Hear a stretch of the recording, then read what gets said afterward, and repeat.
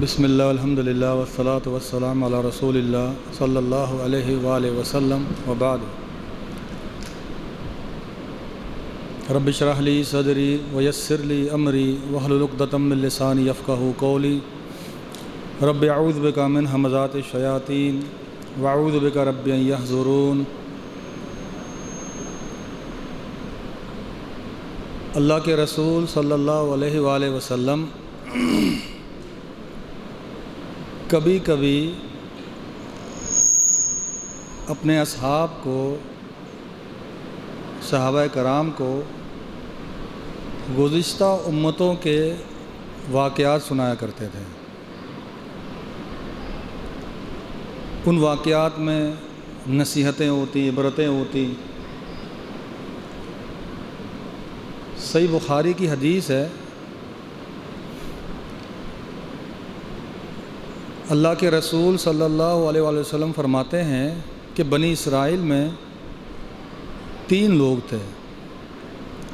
ایک کوڑ کا مریض، دوسرا اس کے بال نہیں تھے، جیسے آپ نے دیکھا ہوگا نا، کچھ کو بیماری ہوتی ہے ان کے سروں کے بال نہیں ہوتے، بہوؤں کے بال نہیں ہوتے، بالکل عجیب سے لگتے ہیں وہ۔ اور تیسرا وہ نابینا تھا۔ اللہ رب العزت نے چاہا کہ اللہ سبحانہ و تعالیٰ ان تینوں کو آزمائے، فرشتے کو بھیجا انسانی شکل میں۔ تو فرشتہ سب سے پہلے کوڑی کے پاس گیا، اس کو کہا کہ تم کیا چاہتے ہو؟ اس نے کہا کہ لون حسن و جلد حسن، کہ میں نے کیا چاہنا ہے، مجھے اچھا رنگ چاہیے اور اچھی چمڑی چاہیے، جلد چاہیے۔ تم نہیں دیکھتے کہ اس بیماری کی وجہ سے لوگ مجھ سے کراہت محسوس کرتے ہیں، مجھے اپنے قریب بٹاتے نہیں ہیں، تو مجھے تو یہ چیزیں پسند ہیں، اچھا جلد ہو اور اچھا رنگ ہو۔ فرشتے نے کہا ٹھیک ہے، اس پر ہاتھ پھیرا، اللہ کی توفیق سے اس کی جلد اچھی ہو گئی، اس کا رنگ اچھا ہو گیا۔ اب فرشتے نے کہا اچھا تم یہ بتاؤ کہ تمہیں کون سا مال پسند ہے؟ اس نے کہا کہ مجھے اونٹ پسند ہے۔ تو فرشتے نے اللہ کی طرف سے اسے ایک اونٹنی دی حاملہ، اور اس کو کہا کہ اللہ تمہیں اس میں برکت دے۔ اب آیا اس کے پاس جس کے بال نہیں تھے، اس سے بھی یہی سوال کیا آپ کیا چاہتے ہو؟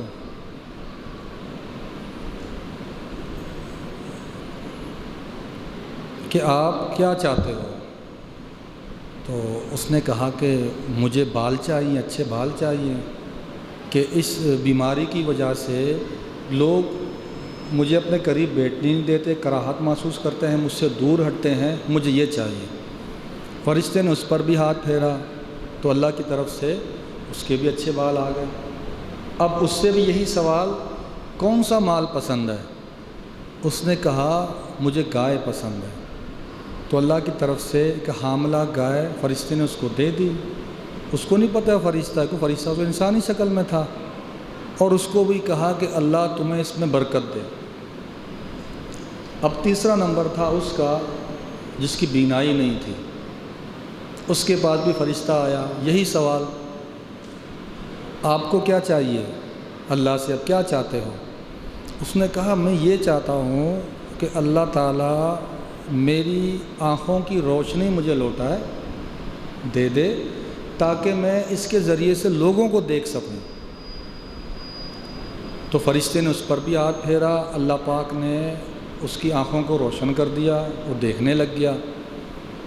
اس سے بھی یہی سوال کہ آپ کون سا مال پسند کرتے ہیں؟ اس نے کہا کہ مجھے بکریاں پسند ہیں۔ تو فرشتے نے ایک حاملہ بکری اس کو دی، اور اس کے لیے بھی یہی دعا کی اللہ تمہیں اس میں برکت دے۔ وقت گزرتا گیا، اللہ کے رسول صلی اللہ علیہ وسلم فرماتے ہیں کہ اس کے لیے اونٹوں کی ایک وادی بھر گئی، یعنی بڑا مالدار ہو گیا۔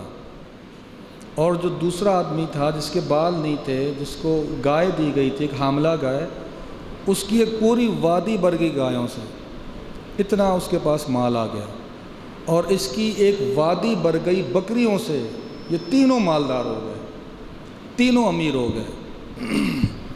اب اگلا مرحلہ شروع ہوا آزمائش کا، جو اہم مرحلہ ہے، جو اصل چیز ہے۔ فرشتہ اسی شکل میں، جس شکل میں پہلے آیا تھا، سب سے پہلے اس کوڑی کے پاس جاتا ہے اور اس کو کہتا ہے کہ یار میں فقیر آدمی ہوں، محتاج آدمی ہوں، مسکین آدمی ہوں، میں مسافر ہوں، سفر کرنا ہے، میں نے کچھ بھی نہیں ہے میرے پاس، تو اللہ نے تمہیں جو اتنا یہ مال دیا ہوا ہے، اللہ کے علاوہ کوئی سہارا نہیں ہے میرا، لہٰذا میں اس اللہ کے نام سے تم سے مانگتا ہوں جس نے تمہیں اتنا مال دیا ہوا ہے، مجھے ایک اونٹ دے دو، میں سفر مکمل کر سکوں۔ تو آگے سے اس نے کہا ان الحقوق کثیرہ، او بھائی کیا بات کرتے ہو یار، میری تو ذمہ داریاں بہت ہیں، ادھر بھی دینا ہے، ادھر بھی دینا ہے، یہ بھی ہے، وہ بھی ہے، فلاں بھی ہے، میں نہیں دے سکتا۔ ان الحقوق کثیرہ، حقوق میرے ذمے تو بہت ہیں، میں نہیں دے سکتا آپ کو۔ تو اس نے کہا کہ یار تو وہی آدمی نہیں ہے جو کوڑی ہوا کرتا تھا، جس کو لوگ اپنے پاس بٹانا پسند نہیں کرتے تھے، تو وہی ہے نا؟ کہتا ہے یہ جتنا تم مال دیکھ رہے ہو بھائی، ہم تو جدی پشتی امیر آدمی ہیں، یہ تو وراثت میں مجھے ملا ہے سارے کا سارا۔ تو فرشتہ کہتا ہے اگر تو جھوٹ بول رہا ہے اللہ تجھے اسی پہلی حالت میں لوٹا دے۔ تو کیا خیال ہے، وہ سچ بول رہا تھا، جھوٹ بول رہا تھا؟ جھوٹ بول رہا تھا، اسی پہلی حالت میں آ گیا۔ اب وہ اس کے پاس گیا فرشتہ جس کے بال نہیں تھے، اس کے سامنے بھی اس نے یہی بات رکھی کہ مسکین آدمی ہوں، محتاج آدمی ہوں، ضرورت مند ہوں، اللہ کا سہارا ہے اور اللہ نے آپ کو اتنا دیا ہوا، اس میں سے مجھے کچھ دے دیں تاکہ میں سفر اپنا مکمل کر سکوں۔ اس نے بھی یہی کہا ان الحقوق کثیرہ، کہ بھائی میری ذمہ داریاں بہت ہیں، میں تو نہیں دے سکتا آپ کو۔ تو فرشتے نے کہا کہ آپ وہی ہیں نا جس کے بال نہیں ہوتے تھے، لوگ جس سے کراہت محسوس کرتے تھے، آپ تو وہی ہیں۔ تو یہ بھی کہتا ہے کہ یہ جتنا تم میرے پاس مال دیکھ رہے ہو یہ تو ہمیں وراثت میں ملا ہے، جدی پشتی امیر آدمی ہم لوگ۔ فرشتہ اسے بھی وہی کہتا ہے کہ اگر تو جھوٹ بول رہا ہے اللہ تجھے اسی حالت میں لوٹا جس حالت میں تو پہلے تھا، تو جھوٹ بول رہا تھا اسی حالت میں آ جاتا ہے جس حالت میں پہلے تھا۔ اب اس شخص کے پاس گیا جس کی بینائی نہیں تھی، اس کے سامنے بھی اس نے یہی باتیں رکھی اور یہی کہا کہ اللہ نے آپ کو اتنا دیا ہوا، ایک بکری مجھے دے دو تاکہ میں سفر کی ضروریات اس سے پوری کر سکوں، یعنی دودھ وغیرہ کی ضرورت ہو تو میں پوری کر سکوں، سفر جاری رکھ سکوں گا۔ میں اللہ کے نام سے آپ سے مانگتا ہوں جس اللہ نے آپ کو یہ مال دیا ہوا ہے۔ تو وہ شخص کہتا ہے کہ یار آپ صحیح کہتے ہو، یہ جتنا بھی میرے پاس آپ دیکھ رہے ہو نا یہ سب اللہ کا دیا ہوا ہے، تو آپ اس اللہ کے نام سے مجھ سے مانگ رہے ہو جس نے مجھے سب دیا ہوا ہے، آپ کو جتنا چاہیے آپ اس میں سے لے جائیں، میں آپ کو نہیں روکوں گا، میرا ہے ہی نہیں، جس نے مجھے دیا ہے اس کے نام سے مانگ رہے ہو نا مجھ سے، تو لے جاؤ آپ، میں آپ کو نہیں روکوں گا۔ تو فرشتہ آگے سے کہتا ہے کہ بھائی یہ اپنا مال اپنے پاس رکھو، یہ اللہ کی طرف سے ایک آزمائش تھی، تم اس میں پورے اترے، اور جو تم سے دو جو ساتھی تھے وہ اس میں ناکام ہو گئے۔ اچھا، اس حدیث مبارکہ میں کچھ نصیحتیں ہیں، اللہ تعالی ہم سب کو سمجھنے کی توفیق دے، سمجھانے کی توفیق دے۔ ایک تو یہ ہے کہ انسان ہے نا، انسان وہ اپنی حقیقت کو نہ بھولے، کبھی بھی اپنی حیثیت کو نہ بھولے کہ وہ کیا تھا، اللہ نے اس کو کیا دیا اور کس مقام پہ کھڑا کیا، کیونکہ وہ بھول گئے نا اپنی حقیقت کو کہ وہ کیا تھے، کس مقام پر تھے، اس کو وہ بھول گئے۔ جب بھول گئے اور جھوٹ بولا تو اسی پہلی حالت میں آ گئے۔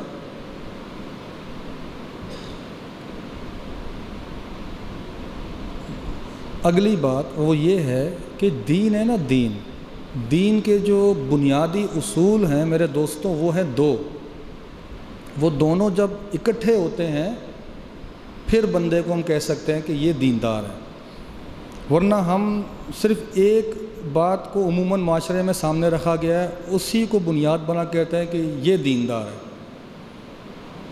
وہ دو اصول کیا ہیں؟ بنیادی اصول جو مل کر بندہ بولتا ہے کہ اب یہ دیندار ہے، اور واقعی وہ دیندار ہوتا ہے مکمل۔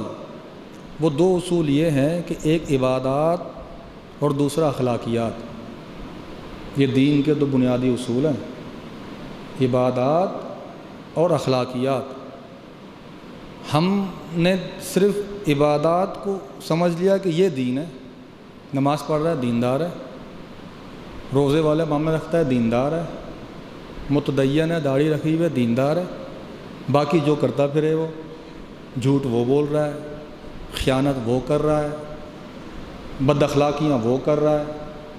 اب آپ یہ بتائیں کہ لوگ دین پر انگلی نہیں اٹھائیں گے تو کس پر اٹھائیں گے؟ یہ دونوں چیزیں جب ملتی ہیں پھر دینداری آتی ہے۔ رسول اللہ صلی اللہ علیہ وسلم کا فرمان ہے کہ تم میں سے جس کے اخلاق مکمل ہیں اس کا دین مکمل ہے۔ کیا مطلب؟ کہ جس کے اخلاق مکمل نہیں ہیں، جو اخلاقی معاملے میں درست نہیں ہے، اس کا دین مکمل نہیں ہے، پھر دینداری میں پرفیکٹ نہیں ہے وہ۔ اور ایک بات یاد رکھیں دوستوں، یہ جو معاملات اور اخلاقیات ہیں نا، جو دوسرا اصول ہے دین کا، اسے اتنا ہلکا نہیں لینا چاہیے۔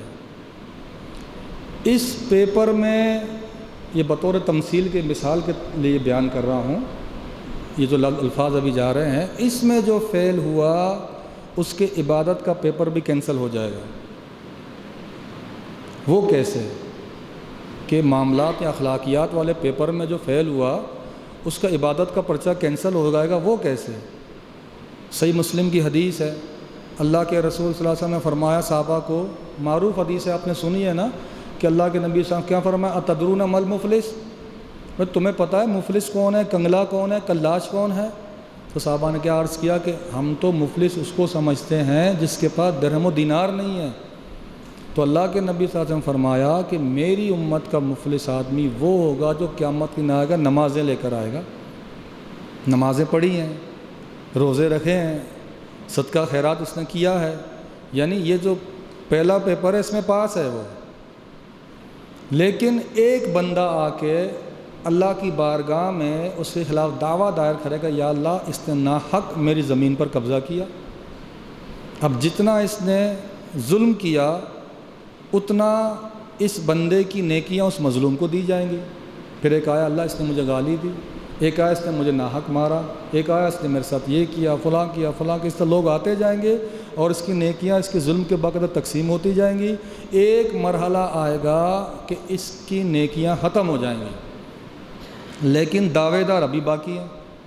اب کیا ہوگا؟ جس نے اتنے ظلم کیا اتنا مظلوم کے گناہ اس پر ڈالے جائیں گے اور اس بندے کو جہنم میں پھینک دیا جائے گا۔ اب آپ بتائیں، عبادات والے پیپر میں پاس تھا مگر فیل کس میں ہوا ہو؟ فیل و اخلاقیات میں ہو گیا۔ تو یہ جو موقع اللہ پاک نے ہمیں ہماری زندگیوں میں دیا ہے نا، اس پر انسان کو توجہ کرنی چاہیے۔ کوئی مشکل کام نہیں ہے یار، کوشش کریں۔ اللہ کے لیے کیا مشکل ہے کہ اللہ بندے کو توفیق دے۔ بندہ جب کوشش کرتا ہے، جہد کرتا ہے، محنت کرتا ہے تو اللہ پاک اس کو توفیق دے ہی دیتا ہے۔ ہمارے یہاں بچے کبھی کبھی سبق یاد نہیں کرتے، تو ہم کو ایک مثال دی میں نے، سبق یاد نہیں، اچھا بھائی سبق کیوں نہیں یاد کیا؟ سبق نہیں، سبق یاد نہیں ہے۔ تو میں کبھی کم کہتے ہیں یار لگتا ہے نا تم نے محنت نہیں کی ہے۔ تو ان کو ایک مثال دی کہ یار محنت بندہ کرے نا، اللہ اس کی مدد نہ کرے یہ نہیں ہو سکتا۔ محنت بندہ کرتا ہے، اللہ اس کی مدد ضرور کرتا ہے۔ پھر ان کو مثال دیا، دیکھو چور ہے نا، چور جب چوری کرنے جاتا ہے تو اس میں محنت کرتا ہے نہیں کرتا ہو؟ تو چور تو محنت کرتا ہے۔ اچھا اس کو کچھ ملتا ہے نہیں ملتا؟ ملتا بھی ہے۔ اچھا وہ اچھے کام کے لیے کوشش کر رہا ہے یا برے کام کے لیے کوشش کر رہا ہے؟ برے کام کے لیے کوشش کر رہا ہے۔ لیکن ایک بندہ جب برے کام کے لیے محنت کوشش کرتا ہے، کچھ نہ کچھ پا لیتا ہے، حاصل کرتا ہے، یار تم اچھے کام کے لیے محنت کوشش کرو گے، اللہ تمہیں نہیں دے گا؟ اللہ یقینی باتیں دے دے گا۔ یہ جو سینے کی آگ ہے نا، آگ، یہ جو کینہ، بغض، حسد، یہی تو کمزوریاں ہیں جس کی وجہ سے انسان تنہا رہ جاتا ہے، اکیلا رہ جاتا ہے، اپنے علاوہ کوئی اور اس کو اچھا ہی نہیں لگتا۔ ایسا انسان آدم بیزار ہو جاتا ہے۔ آدم بیزار مطلب کہ اسے لوگوں سے پھر محبت ہی نہیں ہوتی، کوئی اس کو اچھا ہی نہیں لگتا اپنے علاوہ۔ کبھی کبھی ایک بطور مزاح کے کہہ رہا ہوں، اس کو اپنا آپ بھی اچھا نہیں لگتا ہوگا، کیونکہ آگ ہے نا، آگ تو اس نے تو تنہا ہی رہنا ہے، اس کے قریب کون آئے گا؟ اس کے قریب کوئی بھی نہیں آئے گا۔ تو لہٰذا دوستوں، یہ جو کمزوریاں ہیں اخلاق کی، ان کو دور کرنا چاہیے۔ اس کے لیے بندہ اللہ پاک سے دعائیں کرے۔ صحابہ کرام نے کیا، اللہ نے ان کی مدد کی۔ اور ایک بات یاد رکھیں کہ یہ اسلام کا بھی مزاج تعلیم ہے کہ اسلام ہم کو لوگوں سے محبت کرنا سکھاتا ہے۔ صحیح بخاری کی حدیث ہے، ایک شخص رسول اللہ صلی اللہ علیہ وسلم کی مجلس میں بیٹھتا تھا، وہ اللہ کے نبی صلی اللہ علیہ وسلم کو ہنسایا کرتا تھا۔ ایک دفعہ وہ شراب پی لیتا ہے، اللہ کے نبی صلی اللہ علیہ وسلم کو پتہ تھا، اس طرح سے شراب پیا، چلو بھائی جو شرابی کی سزا ہے اس کو دے دو، اس کو سزا دی جاتی ہے۔ دوسری مرتبہ پھر شراب پیتا ہے، پھر اسے سزا دی جاتی ہے۔ تیسری مرتبہ پھر شراب پیتا ہے، پھر اسے سزا دی جاتی ہے۔ اچھا، اس موقع پر نا جب تیسری دفعہ شراب پیتا ہے، پکڑا جاتا ہے، سزا اس کو ملتی ہے، تو ایک صحابی کہتے ہیں کہ تجھ پر اللہ کی لعنت ہو، تو بار بار یہ کام کر رہا ہے۔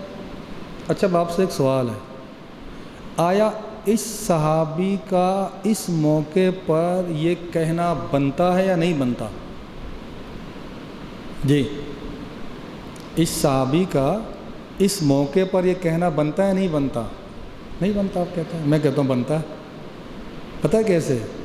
یار ان کے ذہن میں تو یہ تھا نا کہ یار تو نبی صلی اللہ علیہ وسلم کی مجلس میں بیٹھنے والا، تیری باتوں پر اللہ کے نبی صلی اللہ علیہ وسلم ہنس رہے ہیں، مسکرا رہے ہیں، یعنی تو اچھا کام کرتا ہے، نبی کی مجلس میں بیٹھتا ہے، ایک دفعہ تو نے غلطی کر لی، چلو سمجھ آتی ہے، یہ کہ دوسری مرتبہ پھر تیسری مرتبہ، اس لیے انہوں نے کہا تجھ پر اللہ کی لعنت ہو، تو کیوں بار بار یہ کام کر رہا ہے؟ اس اعتبار سے دیکھا جائے تو بنتا ہے۔ ابھی بھی نہیں مانتے ہو؟ بنتا ہے۔ ٹھیک ہے، آپ کا حق ہے، آپ نہ بنے، ہم تو سمجھتے ہیں بنتا ہے، ایک انسانی کمزوری کو بندہ دیکھتا ہے نا۔ تو اچھا، یہ بھی ایک بڑا مسئلہ ہے۔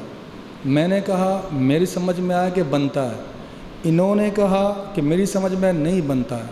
اچھا، جو شدت پسند ہوگا نا وہ اس چیز کو انا کا مسئلہ بنائے گا، اچھا میں نے بولا، میری رائے کے خلاف یہ رائے دے رہا ہے، یہ غلط ہے، یہ اسلام کا مزاج نہیں ہے، یہ بھی یاد رکھیں۔ ٹھیک ہے، اس کا حق ہے، اس نے اس طرح سمجھا، ہم نے اس کو اس طرح سمجھا، یہ وسعت قلبی ہے نا دوستوں، یہ ہونا چاہیے۔ یہ جو گھٹن ہوتی ہے نا، گھٹن، پھر یہی خرابی کا باعث بنتی ہے۔ یار جب آپ اپنی رائے رکھتے ہیں، سوچ رکھتے ہیں، تو آپ دوسروں کے بارے میں یہ سہولت کیوں نہیں مہیا کرتے بھائی؟ صرف اپنے لیے آپ نے یہ آپشن کیوں رکھا ہے کہ وہی آپ دوسروں کو بھی دینا، اس کو بھی دینا، اس کو آپ۔ اب اس کی میں آپ کو ایک مثال دیتا ہوں۔ ایک حدیث ہے کہ رسول اللہ صلی اللہ علیہ وسلم سے پوچھا گیا، ارأیت الحموا، کہ اللہ کے نبی صلی اللہ علیہ وسلم آپ دیور کے بارے میں بتائیں۔ تو رسول اللہ صلی اللہ علیہ وسلم فرمایا الحم الموت، کہ دیور وہ تو موت کی طرح ہے، الحم الموت۔ اب الحم الموت، دیور موت ہے، اس سے اب لوگوں نے اپنے حساب سے اس کو سمجھا، اس بات کو۔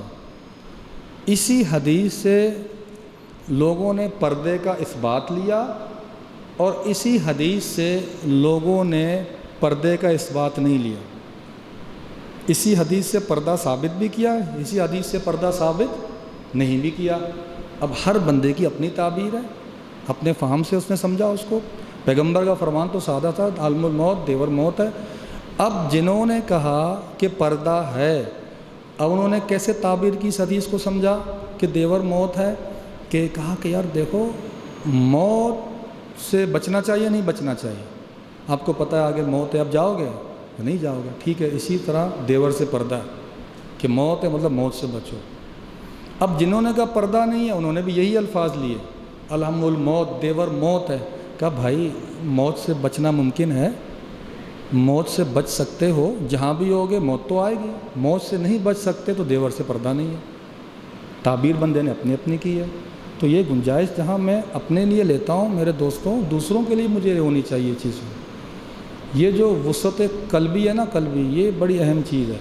ایک حدیث ہے حسن لغیر ہی کے درجے کی ہے، تو اس میں یہ ہے کہ ایک صحابی نے رسول اللہ صلی اللہ علیہ وسلم خدمت کی، تو اللہ کے نبی صلی اللہ علیہ وسلم اس موقع پر اس کو ایک دعا بتائی کہ آپ نماز کے بعد یہ پڑھا کریں۔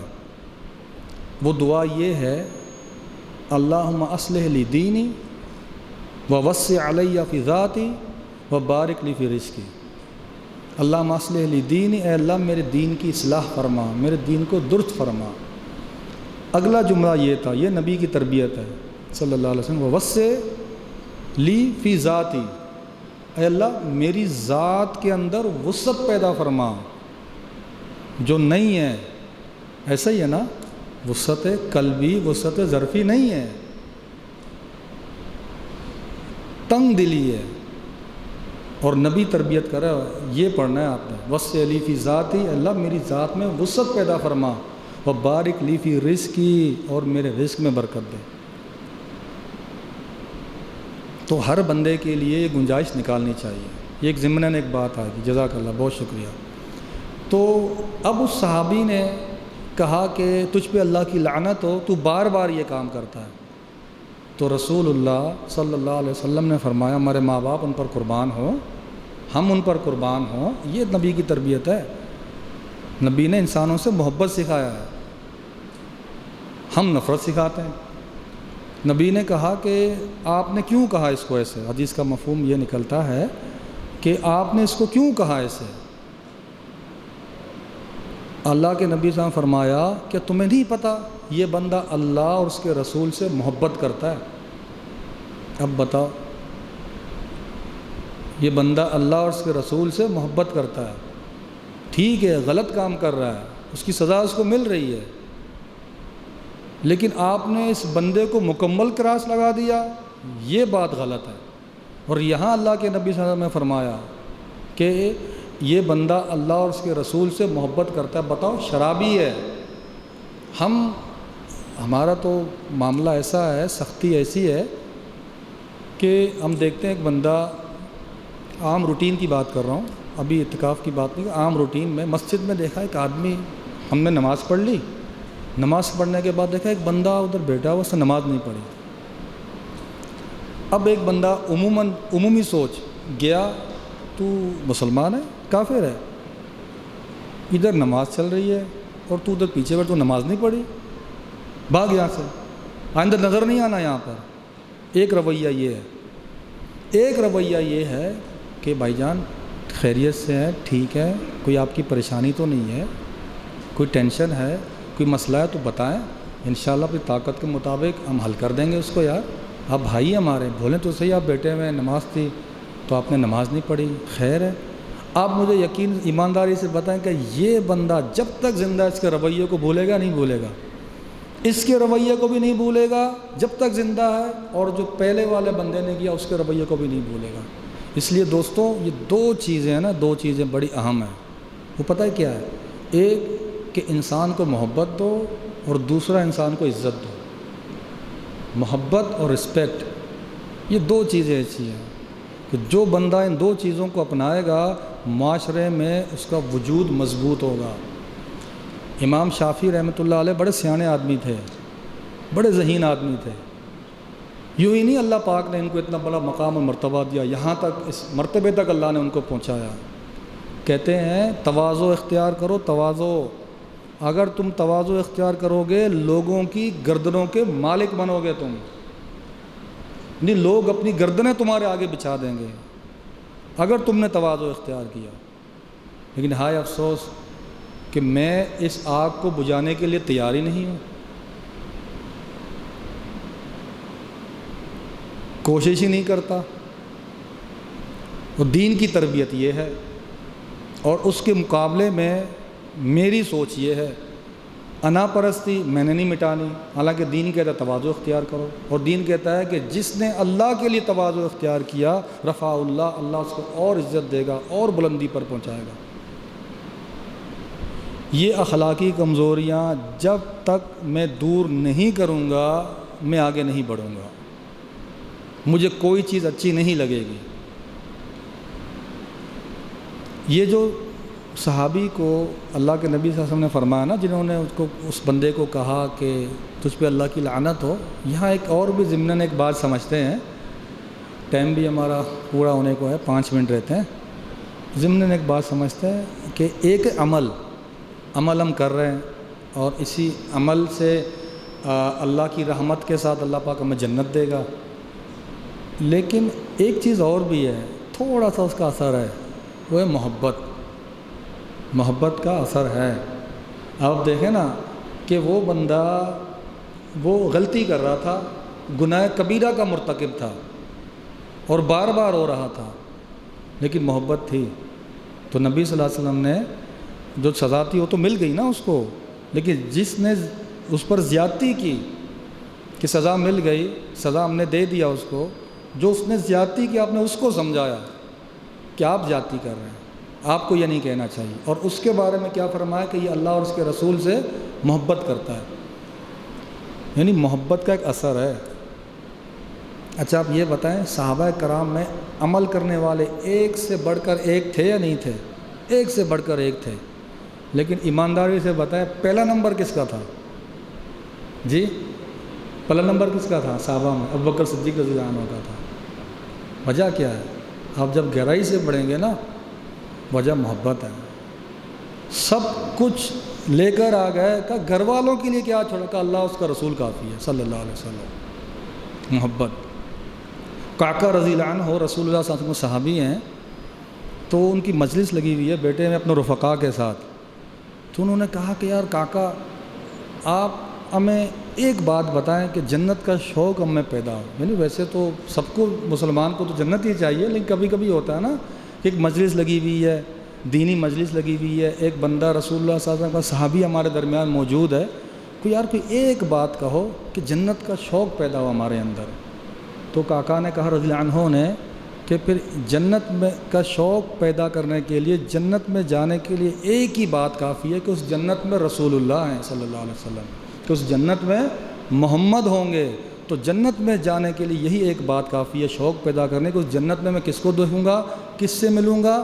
محمد صلی اللہ علیہ وسلم سے۔ یہ صحابہ محبت کا ایک اثر ہے دوستوں۔ عبداللہ بن مسعود رضی اللہ تعالی عنہ، رات کا ٹائم ہے، تہجد پڑھ رہے ہیں مسجد میں، قرآن پڑھ رہے ہیں، رسول اللہ صلی اللہ علیہ وسلم نے دیکھا قرآن پڑھ رہے ہیں، اللہ کے نبی صلی اللہ علیہ وسلم نے پیچھے سے ان کا قرآن سنا، انہیں نہیں پتہ کہ رسول اللہ میرا قرآن سن رہے ہیں صلی اللہ علیہ وسلم، وہ قرآن پڑھے ہی جا رہے ہیں، اور ایسا پیارا قرآن پڑھ رہے تھے، ابوبکر بھی آ گئے رضی اللہ عنہ، عمر بھی آ گئے رضی اللہ عنہ، ایک سند میں کہ امی عائشہ بھی سن رہی تھیں قرآن۔ وہ یارو یہ بھی تو سنت ہے نا قرآن سننا، چند چیزیں ہم نے لے لی بس باقیوں کو چھوڑ دے، یہ بھی سنت ہے۔ کب آپ دیکھیں بھئی آپ کے سے اچھا قرآن پڑھتا ہے، اس کو بٹا کے قرآن تو سناؤ ہم کو، صرف ابھی نہیں ویسے عام روٹین میں بندہ سنے۔ رسول اللہ قرآن سن رہے ہیں صلی اللہ علیہ وسلم، تواضع دیکھیں، نبی ہے جس پر قرآن اترتا ہے، جس پر قرآن آتا ہے، وہ پیچھے کھڑا ہو کر امتی کا قرآن سن رہا ہے، یہ تواضع ہے۔ اچھا 100 آیتیں جب انہوں نے پڑھ لیں، سورۃ النساء پڑھ رہے تھے عبداللہ مسعود رضی اللہ عنہ، 100 آیتیں پڑھ لیں تو انہوں نے دعا شروع کر دی نماز میں ہی۔ اللہ کے نبی صلی اللہ علیہ وسلم پیچھے سے کھڑے ہو کے کہہ رہے تھے مانگو اللہ تمہیں دے گا، مانگو اللہ تمہیں دے گا۔ اگلے دن ابوبکر رضی اللہ عنہ گئے، ابوبکر رضی اللہ عنہ گئے ان کو یہ خوشخبری دینے کے لیے کہ اللہ کے نبی صلی اللہ علیہ وسلم نے گزشتہ رات تمہارے بارے میں یہ بات کہی ہے۔ اللہ کے نبی صلی اللہ علیہ وسلم یہ فرمایا کہ جو بندہ یہ چاہتا ہے کہ کہ قرآن کو اس طرح پڑھے جس طرح قرآن نازل ہوا ہے، وہ عبداللہ بن مسعود کے لہجے میں پڑھے قرآن کو، جس طرح یہ قرآن پڑھتا ہے، جو قرآن کو تر و تازہ پڑھنا چاہتا ہے۔ تو ابو بکر رضی اللہ عنہ ان کے پاس گئے ان کو یہ بات بتانے کے لیے۔ ہم اول تو ہمارے پیٹھ پیچھے کوئی کسی کی تعریف کرتا ہے تو اس پر ہمیں گھٹن محسوس ہوتی ہے، اس کی کوئی تعریف ہو رہی ہے۔ اب ابو بکر کا حوصلہ دے کر رضی اللہ عنہ کا، وہ گئے اس کو یہ بتانے کے لیے کہ تمہاری تعریف رسول اللہ نے کی ہے صلی اللہ علیہ وسلم نے۔ بڑی بات ہے یہ، اسی لیے ان کا نمبر 1 تھا۔ ابو بکر نے ایک سوال کیا وہاں ان سے، یار یہ بتاؤ آپ نے دعا کیا مانگی؟